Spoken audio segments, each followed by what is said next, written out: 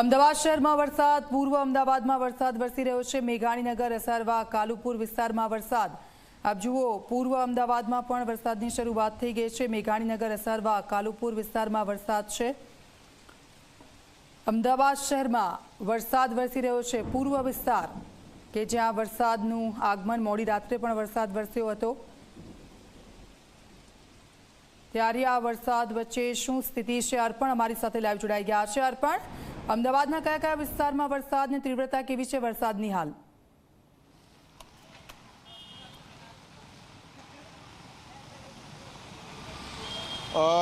દીક્ષિતા, વાત કરીએ તો હાલ એકાએક જ વરસાદી ઝાપટું અમદાવાદ શહેરના ખાસ કરીને નદી પારના વિસ્તારોમાં, કે જ્યાં હું હાલમાં શાહીબાગ વિસ્તારમાં છું, શહેરની આ સિવિલ હોસ્પિટલ છે 1200 બેડની, આપ જોઈ શકો છો ત્યાં થોડીક ક્ષણો પહેલાં જ એક મધ્યમ અને ભારે કહી શકાય તેવું વરસાદી ઝાપટું વરસીને બંધ થયું છે. પરંતુ હાલમાં અત્યંત ધીમી ધારે વરસાદ વરસી રહ્યો છે. એટલે બપોર સુધી સમગ્ર શહેરમાં જે અસહ્ય ઉકળાટ અને ગરમીવાળું વાતાવરણ હતું, તેમાંથી એકાએક આવેલા વરસાદના કારણે થોડા અંશે રાહત મળી છે. એટલે જે રીતે સત્તાવાર ગુજરાતમાં ચોમાસાનો પ્રવેશ થઈ ગયો છે અને દક્ષિણ ગુજરાતના વિસ્તારોમાં જે રીતે વરસાદ ધોધમાર વરસ્યો છે, હવે અમદાવાદમાં પણ વરસાદે પોતાની હાજરી પુરાવી દીધી છે. આપ જોઈ શકો છો હાલમાં મધ્યમ વરસાદ આ વિસ્તારમાં ચાલુ છે. ફક્ત શાહીબાગ નહીં, આસપાસનો ગિરધરનગર છે, મેઘાણીનગરનો વિસ્તાર છે.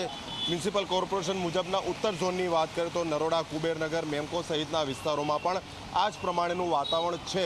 એટલે કહી શકાય કે જેની ચાતકભરી નજરે શહેરીજનો રાહ જોઈ રહ્યા હતા તેવો વરસાદ હાલ શરૂઆત થવાની તૈયારીમાં છે. કારણ કે ધોધમાર વરસાદ હજી નથી, પરંતુ હળવાથી મધ્યમ વરસાદની શરૂઆત થઈ ગઈ છે. અને હાલના તબક્કે કહી શકાય કે અસહ્ય ઉકળાટ અને બફારાથી લોકોને થોડે અંશે રાહત મળી છે. દીક્ષિતા, બિલકુલ, આ વરસાદની જે શરૂઆત થઈ છે, કારણ કે ઘણા સમયથી લોકો ઉકળાટનો અનુભવ કરી રહ્યા હતા, એટલે લોકોને રાહત થઈ છે.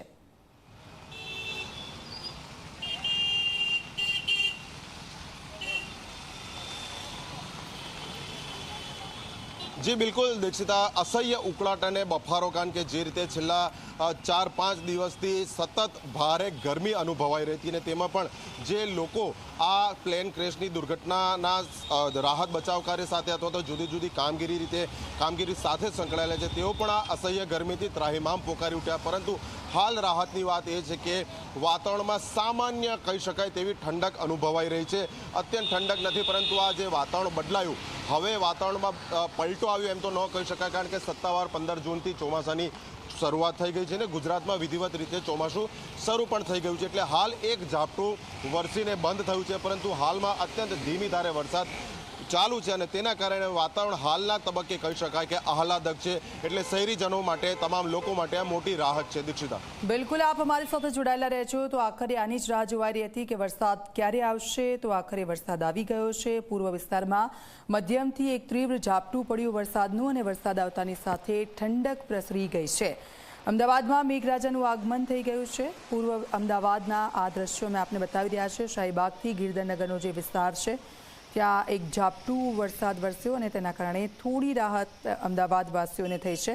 કારણ કે આપ જુઓ, થોડા સમયથી જે ઉકળાટનો અનુભવ થઈ રહ્યો હતો લોકોને, અને તેમાંથી લોકો રાહ જોઈ રહ્યા હતા કે આખરે અમદાવાદમાં વરસાદ ક્યારે. તો તેમની આતુરતાનો અંત આવ્યો છે. વરસાદની શરૂઆત, અને હવામાન વિભાગ તરફથી પણ આગાહી કરવામાં આવી છે કે સૌરાષ્ટ્ર, ઉત્તર ગુજરાત, મધ્ય ગુજરાત, તમામ જગ્યાઓ પર આગામી સમયમાં ભારેથી અતિભારે વરસાદ રહેશે.